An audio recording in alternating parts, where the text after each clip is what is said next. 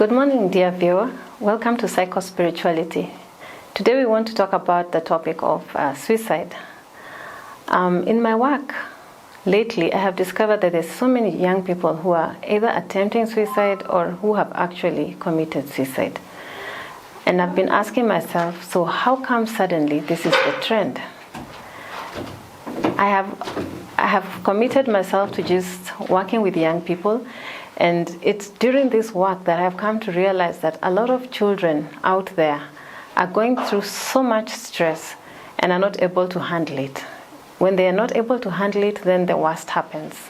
They attempt suicide. Some have successfully attempted and unfortunately have died. Others have attempted and have wound up in hospital. The effects of these suicides are very devastating on families. Now, let's just consider a friend of mine who committed suicide when I was in campus. And this was one of the most trying moments of my life. We were young people at that point, very young. So I kept asking myself, why would he want to commit suicide? And why do it with such finality, hanging himself?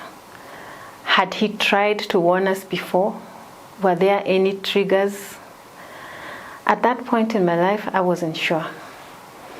But as I sat down with myself now, looking back, there were very many signs. He had attempted suicide before, had been hospitalized and discharged. He had attempted a number of times to throw himself off a moving vehicle, and yet again survived.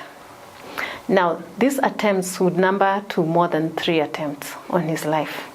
And yet everyone around, friends, thought that he was just looking for attention. Sadly, we let him die. I believe we were all responsible because none of us were really paying attention to what he was trying to say to us. Now, currently, so many young people are going through the same thing over and over again. Some have sent signals to us, but we still haven't taken note. So I just want to highlight some of the triggers that could lead a young person to wanting to commit suicide.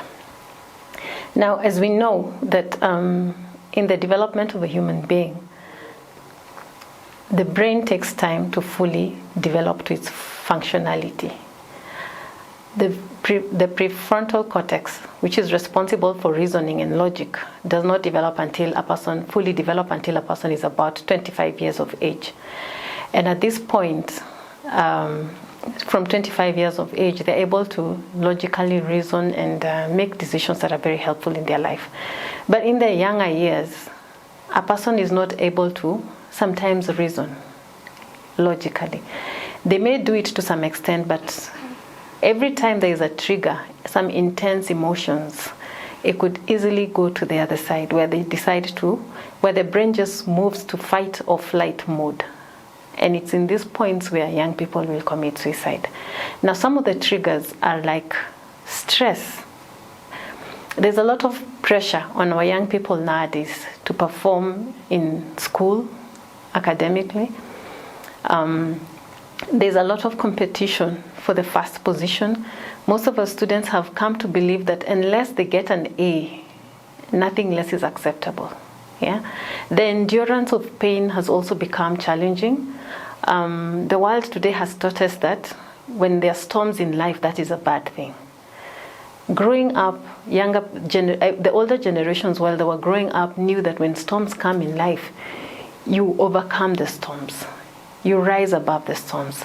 But nowadays it's something negative. So that when a person is met with negative things coming up in their lives, hurdles coming up in their lives, rather than looking for ways around about or how to surmount those hurdles in their lives, what happens is that most of them just give up on life. They feel like this is just too much for them to bear. And so the worst happens. They commit suicide or they attempt to commit suicide. Yeah. Another is relationship issues. As we know that during the teen years, that's when many people are starting to form proper relationships. They may have had childhood friends, But at this point, they did not really know what it means to have a relationship, whether it is with both sexes or whether it's with parents or whether it's members of the opposite sex. This is a point where they're really learning how to function in relationships. And a lot of times, what happens is that a young person wants to be appreciated by the people that they're relating with. When this doesn't happen again, it leads to feelings of despair.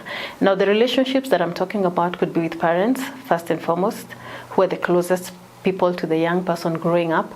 And the issues come up because at this point, yes, their body has changed and the parents have appreciated that, yes, they're seeing the child is growing into an adult, but they forget that the brain is also maturing as well. And so at this point, they start questioning things that the parents are saying. Yeah, and at this point, many of us have had the comments, "Amemea pembe," you know, they feel that now they know it all. And this has come to affect the young people so much so that it seems like it's a bad thing to finally start using your brain. And so the conflict arises between parents and their children. Now, if you're going through that, this is nothing unusual. Yeah, this is something that every young person has to go through because they have to differentiate from their parents. And so, because of this, it's a growth process. Appreciate yourself, yeah, and appreciate your parents. They're finding it hard to allow you to go out into the world, but you're ready for the world, yeah. You're ready for the world. All you need to know is stick to the values, stick to the morals that have been established in your life. And the more you do that and the more responsible you are, the more you will be appreciated by the adult in your life. That would be your parents, your teachers, your neighbors, anybody who is a significant other in your life will appreciate you because you're portraying the strengths and the values that society upholds. So make sure that whatever it is that you're doing, no matter what it is that you're doing, conduct yourself in such a way that society appreciates you. That will make it easier for you. So I hope that you have learned something, at least one trigger. This will be a series. We'll continue discussing the other triggers just to help you understand yourself better as a young person. If you find yourself feeling very stressed, talk to somebody. Okay? So with that said, I wish you a very good morning.